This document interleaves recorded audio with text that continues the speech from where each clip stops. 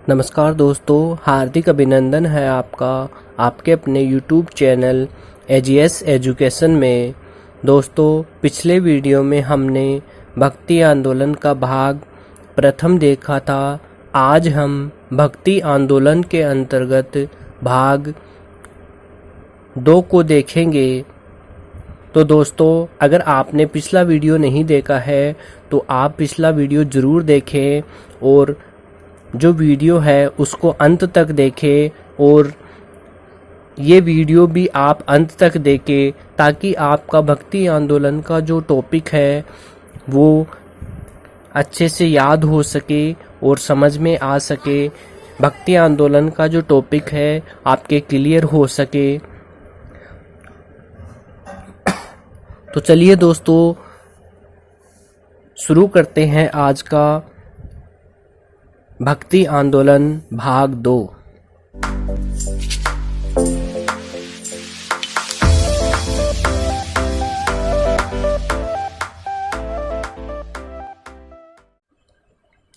दोस्तों, पिछले वीडियो में हमने रामानंद तक चर्चा की थी। नेक्स्ट हम पढ़ेंगे वल्लभाचार्य। वल्लभाचार्य का जन्म 1479 में बनारस में हुआ था। वल्लभाचार्य का जन्म 1479 में बनारस में हुआ था और इनके जो माता पिता हैं वो मूल रूप से दक्षिण भारत में तेलंगाना में स्थित थे। वल्लभाचार्य जो थे, वल्लभाचार्य का जो संप्रदाय है वो वल्लभ संप्रदाय या पुष्टि मार्ग के नाम से जाना जाता है। वल्लभाचार्य श्रीनाथ जी के उपासक थे तथा श्रीनाथ जी भगवान कृष्ण के बाल रूप को माना जाता है। यानी वल्लभाचार्य जो थे श्रीनाथ जी के उपासक थे और श्रीनाथ जी को भगवान कृष्ण का बाल रूप माना जाता है। अब इनका जो सिद्धांत है वो सिद्धांत देखिए। इनका जो सिद्धांत है वो है शुद्धाद्वैत। यानी एग्जाम में लगभग सिद्धांत भी पूछ लेते हैं, तो आपको सिद्धांत को विशेष याद रखना है। बाकी दोनों वीडियो की एक एक लाइन आपके लिए महत्वपूर्ण है। आगे देखिए, इन्होंने हिंदी भाषा में एक पुस्तक की रचना की थी जिसे अणुभाष्य के नाम से भी जाना जाता है। अणुभाष्य के नाम से भी जाना जाता है। नेक्स्ट देखते हैं इसी में ही कि वल्लभाचार्य के बाद वल्लभ संप्रदाय को लोकप्रिय बनाने में उनके पुत्र विठलनाथ का मुख्य योगदान रहा। यानी वल्लभाचार्य जो थे, वल्लभ संप्रदाय को लोकप्रिय बनाने में, वल्लभाचार्य के बाद में वल्लभ संप्रदाय को लोकप्रिय बनाने में जो उनके पुत्र थे, पुत्र का नाम क्या था? विठलनाथ, उनका मुख्य योगदान रहा। तो इसमें पुत्र का नाम भी पूछ सकते हैं। तो ये जो जानकारी है वल्लभाचार्य के बारे में मैंने आपको देने का प्रयास किया है। नेक्स्ट देखते हैं चैतन्य। चैतन्य का जो जन्म है वो 1486 में बंगाल प्रांत में स्थित नदिया में हुआ था। बंगाल प्रांत में स्थित है नदिया, वहां पर हुआ था। और चैतन्य का जो प्रारंभिक नाम था, चैतन्य का प्रारंभिक नाम विश्वंभर था। चैतन्य का प्रारंभिक नाम विश्वंभर था। चैतन्य का मुख्य रूप से बंगाल तथा उड़ीसा में कृष्ण भक्ति को लोकप्रिय बनाने में मुख्य योगदान रहा। चैतन्य का जो मुख्य रूप से बंगाल और उड़ीसा में इन्होंने कृष्ण भक्ति को लोकप्रिय बनाने में मुख्य योगदान दिया। तो ये प्रश्न पूछ सकते हैं कि चैतन्य का जो मुख्य रूप से लोकप्रिय बनाने में जो कृष्ण भक्ति है उसको लोकप्रिय बनाने में मुख्य योगदान कहाँ दिया? तो बंगाल तथा उड़ीसा में कृष्ण भक्ति को लोकप्रिय बनाने में उनका महत्वपूर्ण योगदान रहा। नेक्स्ट देखते हैं, इसी में ही चैतन्य कृष्ण के उपासक थे और चैतन्य द्वारा जो संप्रदाय है, स्थापित जो संप्रदाय है वो है गौड़ीय संप्रदाय। चैतन्य द्वारा स्थापित संप्रदाय कौन सा है? गौड़ीय संप्रदाय। तो ये थे चैतन्य। नेक्स्ट देखते हैं, इसी में ही चैतन्य का भक्ति आंदोलन का सबसे मुख्य योगदान यह माना जाता है कि उन्होंने ईश्वर प्राप्ति के लिए संगीत और नृत्य पर विशेष बल दिया। यानी चैतन्य का भक्ति आंदोलन का मुख्य योगदान यह माना जाता है कि उन्होंने ईश्वर की प्राप्ति के लिए संगीत और नृत्य पर विशेष बल दिया। चैतन्य बिना किसी भेदभाव के हिंदू के साथ साथ मुसलमानों को भी अपना शिष्य बनाया तथा हरिदास, जिसे चैतन्य का शिष्य माना जाता है, जो पहले मुस्लिम थे। तो ये लाइन भी महत्वपूर्ण है, प्रत्येक लाइन आपके लिए महत्वपूर्ण है। चैतन्य बिना किसी भेदभाव के, यानी चैतन्य किसी प्रकार का भेदभाव नहीं करते थे। उन्होंने हिंदू के साथ साथ मुसलमानों को भी एक अपना शिष्य बनाया था और जो उनके शिष्य थे हरिदास, वो चैतन्य के शिष्य थे, जो पहले क्या थे? मुस्लिम थे। आगे देखते हैं, इसी में ही कबीर दास जी को देखते हैं। नेक्स्ट है कबीर। कबीर जो थे रामानंद के शिष्य थे। कबीर कौन थे? रामानंद के शिष्य थे। कबीर निर्गुण विचारधारा के प्रमुख संत माने जाते हैं। किस विचारधारा के थे कबीर? निर्गुण विचारधारा के संत माने जाते हैं। यानी एग्जाम में ये प्रश्न भी पूछ सकते हैं कि कौन से संत सगुण विचारधारा के थे और कौन से संत निर्गुण विचारधारा के थे। तो ये आपको याद रखना है, कौन से संत किस विचारधारा के थे। यानी कबीर जो थे निर्गुण विचारधारा के प्रमुख संत माने जाते हैं। कबीर पर सूफी मत का प्रभाव था और उन्होंने फिरदौसी सिलसिला का सूफी संत माना जाता है। कबीर पर सूफी मत का प्रभाव था और उन्हें फिरदौसी सिलसिला का सूफी संत माना जाता है।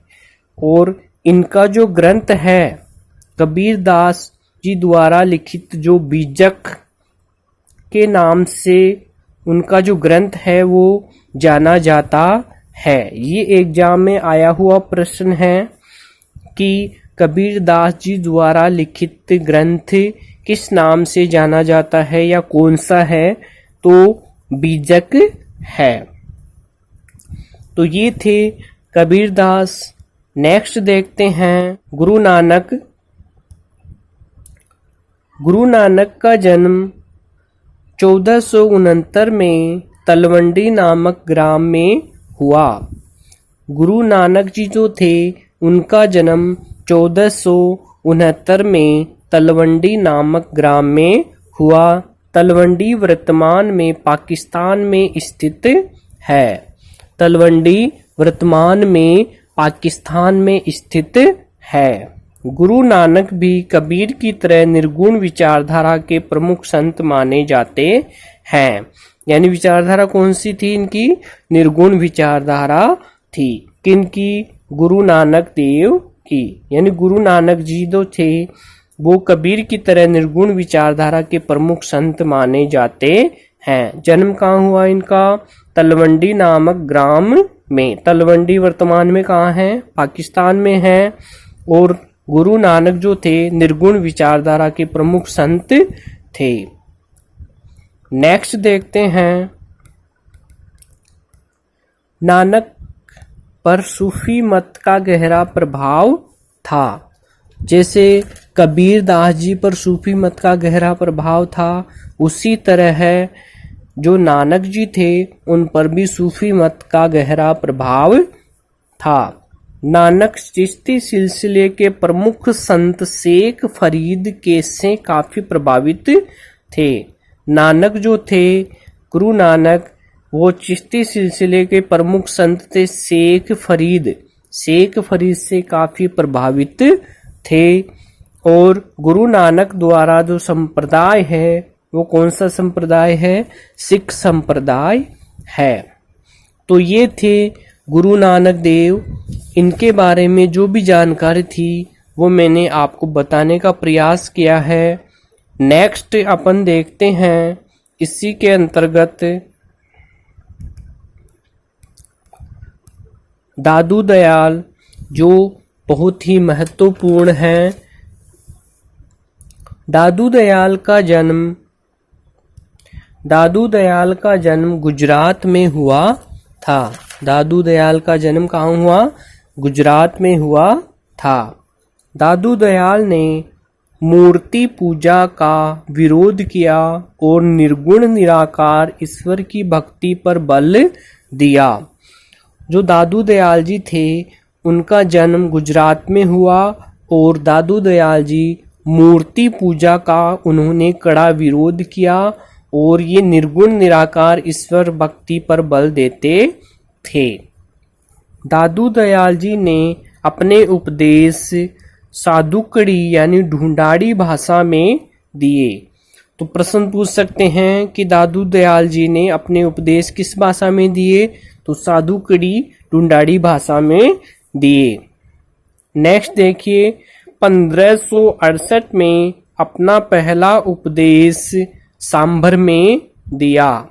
कहाँ पे दिया? इन्होंने अपना पहला उपदेश सांभर में दिया। 1568 में इन्होंने अपना पहला उपदेश सांभर में दिया। दादू दयाल जी के उपदेशों का संकलन दादू दयालरी वाणी व दादू दयालरा दोहा से प्राप्त होते हैं। यानी दादू दयाल जी ने जो उपदेश दिए थे उनका संकलन दादू दयालरी वाणी और दादू दयालरा दोहा से प्राप्त होते हैं। दादू दयाल के सत्संग स्थल अलख दरीबा के नाम से जाने जाते हैं। बहुत ही इम्पोर्टेंट प्रश्न है, आ सकता है एग्जाम में। पूछ सकते हैं कि दादू दयाल के सत्संग स्थल को किस नाम से जाना जाता है? तो अलख दरीबा के नाम से इनके सत्संग स्थल को जाना जाता है, अलख दरीबा। नेक्स्ट देखते हैं इसी में ही, दादू दयाल ने 1574 में दादू पंथ की स्थापना की। यानी दादू दयाल ने 1574 में दादू पंथ की क्या की थी? स्थापना की थी। तो सन पूछ सकते हैं आपसे, 1574 में दादू पंथ की स्थापना किसने की? दादू दयाल ने। दादू दयाल पंथ की प्रमुख पीठ जयपुर के नारायणा या नरेना नामक स्थान पर है।